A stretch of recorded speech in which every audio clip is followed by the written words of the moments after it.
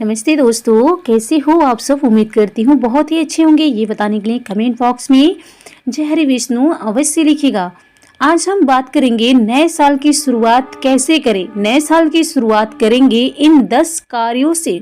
ये 10 कार्य जरूर कर लेना चाहिए नए साल के दिन, जिससे जीवन में खुशियाँ बनी रहें और आपका दिन अच्छा बीते, आपका पूरा साल बहुत ही खुशियों से भरा हो।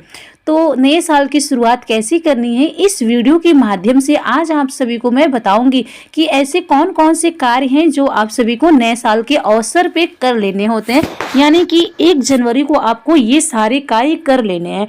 तो ये माना जाता है कि जो भी आप नए साल के दिन करते हैं वो आपके साथ पूरे सालों तक होता रहता है, या तो अच्छाई हो या तो बुराई हो, ऐसे कहना होता है। तो जरूर आप सब भी कुछ शुभ कार्य करें, अच्छे कार्य करें, जिससे आपका साल अच्छा बीते, सारी खुशियां से घर बसा रहे, खुशियों से सारी चीजें हो। तो हम बात करेंगे। उससे पहले दोस्तों, यदि आप सब हमारे चैनल पे पहली बार आए हो तो प्लीज़ हमारे चैनल को सब्सक्राइब कर लीजिएगा। नीचे बेल आइकन बटन है, उसको प्रेस करना बिल्कुल ना भूलिएगा, जिससे आने वाले हर एक नोटिफिकेशन वीडियो आप तक सबसे पहले पहुंच सके। तो एक लाइक पक्का कीजिएगा, क्योंकि आप सभी का एक लाइक मुझे बहुत ही हिम्मत और प्रेरणा दिलाती है आगे बढ़ने के लिए। तो एक लाइक अवश्य कीजिएगा। आइए हम बात करेंगे। सबसे पहले आपको नए साल के दिन सुबह उठते ही क्या करना है, ये जान लेंगे। दोस्तों, मैं आप सभी को बता दूं कि सबसे पहले उठिएगा सुबह सुबह तो आप सीधे बिस्तर से उठ के ज़मीन पे पैर मत रख लीजिएगा और कहीं बाहर मत चले जाइएगा। कहीं ऐसे वैसे जानवर का चेहरा या ऐसे लोग का चेहरा ना देख लीजिएगा कि जिसके लिए आपका शुभ ना हो। ऐसे आपके मन में होगा कि इनका चेहरा देखते हैं तो अच्छा नहीं जाता है, दिन इनका देखते हैं तो अच्छा जाता है। तो ऐसे वैसे किसी का चेहरा आपको नहीं देखना है, ऐसे किसी जानवर का चेहरा नहीं दिखना है कि जिससे आपके लिए अच्छा ना हो। तो आपको सबसे पहले सुबह उठते ही बिस्तर में ही अपने दोनों हथेलियों को देखिएगा। सबसे पहले अपने दोनों हथेलियों को एक पास सटा करके, जैसे आप कुछ भी, जैसे कि आप अपने हथेलियों को ऐसे दोनों हाथ को करेंगे तो होता है कि आप सबसे पहले अपने हथेलियों को देखते हुए आप एक मंत्र का जाप कीजिएगा। वो मंत्र भी आपको हम बता देते हैं कि ऐसा कौन सा मंत्र है जिससे आपको जाप करना होता है। तो यहाँ पे मंत्र इस प्रकार से है। यदि आपको मंत्र नहीं याद है तो कोई दिक्कत नहीं, आप अपने हथेलियों को, दोनों हथेलियों को देखते हुए अपने चेहरे पे अपने हथेलियों को लगा लीजिएगा और धरती माता को प्रणाम करते हुए उठिएगा। तो मंत्र भी सुन लीजिए। इस प्रकार से मंत्र है। कराग्रे वस्ते लक्ष्मी, कर मध्ये सरस्वती, कर मूले तु गोविंद, प्रभाते कर दर्शनम। जैसे कि कराग्रे वस्ते लक्ष्मी, आपके बीच में लक्ष्मी जी का निवास होता है। और कराग्रे वस्ते लक्ष्मी, कर मध्य सरस्वती, जो आगे मध्य का हिस्सा होता है उसमें सरस्वती जी का वास होता है। कर मूले तु गोविंदा, जो मूल स्थान पे होता है उसमें गोविंद जी का वास होता है, सभी देवी देवताओं का वास होता है।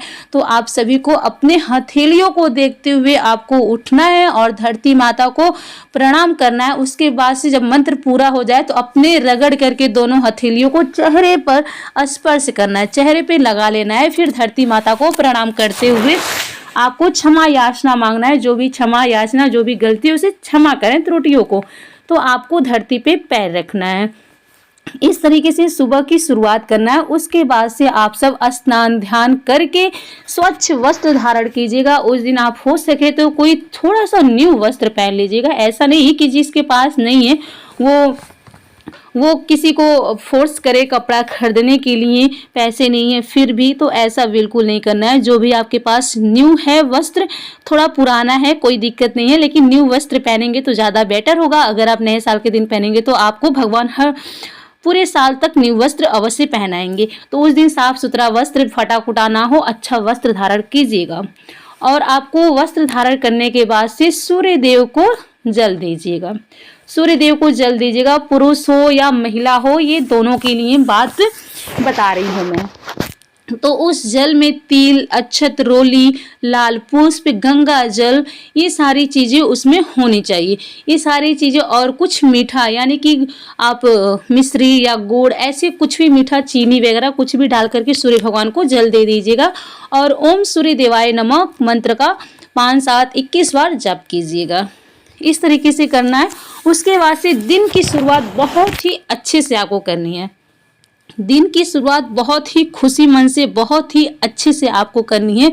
उस दिन अपने दरवाजे पे जब आप नहा धो लीजिए तो अपने दरवाजे पे स्वास्तिक जरूर बनाएं। अपने दरवाजे पे स्वास्तिक बनाएं, नीचे दहलीज पे मत बनाइएगा। क्या है कि किसी का पैर वगैरह पड़ जाएगा तो वो अपवित्र हो जाएगा, तो इसलिए आपको मेन दरवाजे पे आपको स्वास्तिक बना दीजिएगा रेड कलर से। या तो आप पूजा के बाद या तो पूजा के पहले इस तरीके से बना सकती हैं। उसके बाद से आपको घर की साफ सफाई आपको एक दिन पहले ही पूरे अच्छे से घर की साफ सफाई कर लीजिएगा। या तो आप उस दिन भी साफ सफाई पूरे घर की अच्छे से साफ सफाई कर सकती हैं, या तो आप पहले से भी घर की साफ सफाई कर लीजिएगा। उसके बाद से आपको करना है तुलसी माता की पूजा भी करनी है। देखिए शाम सुबह आपको तुलसी जी के पास दीपक अवश्य प्रज्वलित कीजिएगा, शाम को भी कीजिएगा और सुबह में भी कीजिएगा इस तरीके से। और ओम नमो भगवते वासुदेवाय नमः का जाप कीजिएगा। उसके बाद से आप चाहे तो मंदिर भी जा सकती हैं। शिव मंदिर यदि आपके पास आस पास हो तो भगवान शिव मंदिर के पास भी जा सकती हैं। कोई सा भी मंदिर हो आप उस मंदिर में जाइए। कुछ मीठा यदि आप बनाई हैं तो आप कुछ मीठा भगवान को भोग में लगा सकती हैं। कुछ भी मीठे में लगा सकती हैं, फल फ्रूट ड्राई फ्रूट मीठा, अगर मिठाई हो तो उस तरीके से भी भोग लगा सकती हैं। खीर पूड़ी जो भी आप अपने घर में बनाई हो उसको भी लगा सकती हैं।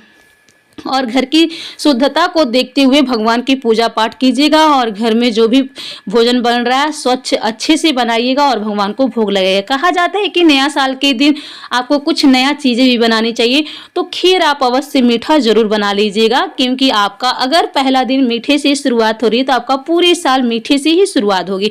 तो मीठा भोजन अवश्य आप बनाइएगा। शाम सुबह चाहे जब भी आपको समय मिलता है, पूजा पाठ करने के बाद या तो पूजा पाठ करने से पहले आप भोजन बना लीजिएगा और उस भोजन को भगवान के पास जरूर आप भोग में लगाइएगा।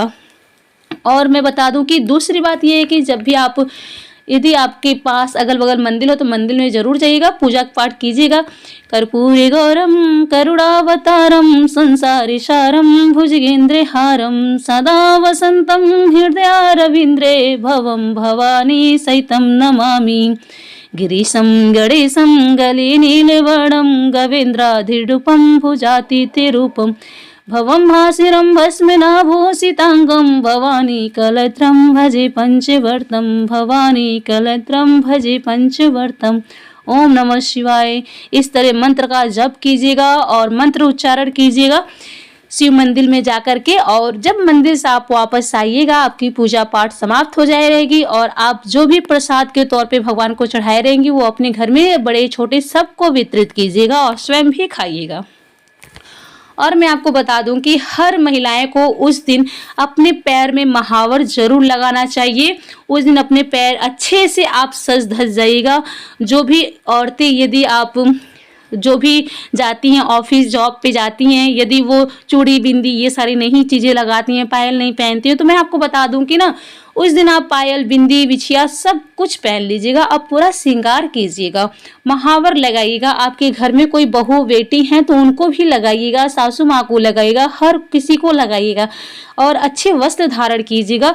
अगर आप नहीं रोज पहनती हैं चूड़ी वगैरह तो ठीक है, लेकिन पहली तारीख को आप ये सारी चीजें अच्छे से सज सवर जाएगा। औरतों की 16 श्रृंगार सुहाग की चीजें होती है तो उस दिन आपको अवश्य लगाने चाहिए।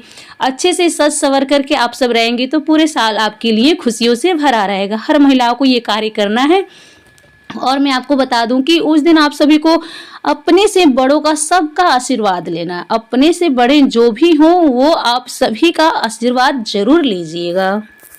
आपको मैं बता दूं कि किसी से भी नए साल के दिन न कर्ज लीजिएगा और ना ही किसी को कर्ज दीजिएगा।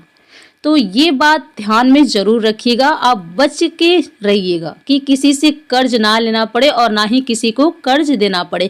अगर हाँ कोई बहुत दिक्कत में है तो ऐसा नहीं है कि आप नहीं ले सकते हैं, लेकिन बचे तो जरूर बचाइएगा। अब ये नहीं कि मैं बोल दी तो आप किसी से कर्ज ना लें और आपको बहुत बड़ी मुसीबत, लेकिन ऐसा भगवान ना करें किसी के ऊपर हो। लेकिन आप देख लीजिएगा, बचे तो जरूर बचिएगा। ना ही किसी से कर्ज लीजिएगा छोटी मोटी चीज़ों के लिए और ना ही किसी को कर्ज दीजिएगा छोटी मोटी चीज़ों के लिए। तो नया साल के दिन ये कार्य अवश्य मत कीजिएगा, कर्ज मत दीजिएगा, ना ही लीजिएगा। और नया साल के दिन आप मेडिसिन दवा कोशिश कीजिए कि ना ही ले आएं खरीद के दुकान से। अगर आपको छोटी मोटी दर्द, फीवर, ये सारी चीज़ें हैं तो आप दवा मत खाइए। घरेलू उपाय से भी आप ठीक हो सकते हैं। काढ़ा वगैरह पी लीजिएगा एक दिन के लिए। अगर आपको बहुत दिक्कत है तो ये नहीं कि आपको नहीं लेना है, तो मेडिसिन आप ज़रूर लीजिएगा। अगर आपको छोटी मोटी दिक्कतें हैं तो आप बिल्कुल ना लीजिएगा और ना ही दुकान से लाइएगा। अगर आपको छोटी मोटी दिक्कत मत लीजिएगा, कोई बड़ी दिक्कत हो तो ले लीजिएगा, ऐसी कोई बात नहीं है। और अपने से बड़ों को सबको प्रणाम करना। और एक लास्ट और अंतिम आपको कार्य हम बता दें कि किसी से लड़ाई झगड़ा, किसी से बद्दुआ ना लीजिएगा।